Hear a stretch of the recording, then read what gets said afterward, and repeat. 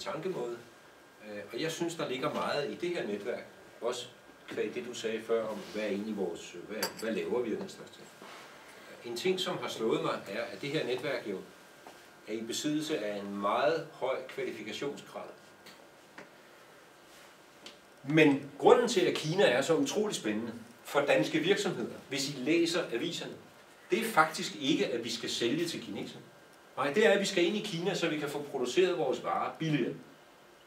Det er noget helt andet. Så er det faktisk udnyttelse af et land og lavt lønnen i et land, som er drivkraft. Og der tror jeg ikke, at vi som netværk overhovedet har noget at byde på.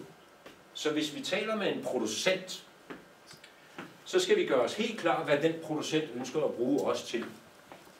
For er det meningen, at vi skal skaffe producenten adgang til lavtlønnede arbejdere i modtagerlandet, eller skal vi gøre noget, hvor især danske virksomheder totalt overset?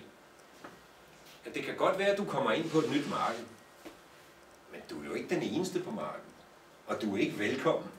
Altså, hvis der kommer en konkurrent ind på mit marked, så er det da ikke sådan, at jeg står og tager imod med åbne arme og siger, hold da op, kan jeg gøre noget for dig? Noget af der, hvor jeg mener, at vores gruppe, i kraft af vores etniske mangfoldighed, har noget virkelig stærkt at byde på. Det er, hvordan kan man forberede sig på, at der kommer et aggressivt modtræk. Altså en dansk virksomhed, som lige har fundet en jurist, har lige fået oversat til sprog, har lige alt det her, har meget sjældent tænkt over, hvad sker der egentlig fra de andre konkurrenter på markedet. Og der skal vi jo, efter min mening, med vores lokalkendskab og naturlige forhold til, hvad er det, der foregår på det her marked, der skal vi måske ind og sige, hør her, vi har nogle andre måder, vi kan gøre det på, og har du tænkt over følgende. Det er penge værd i en virksomhed,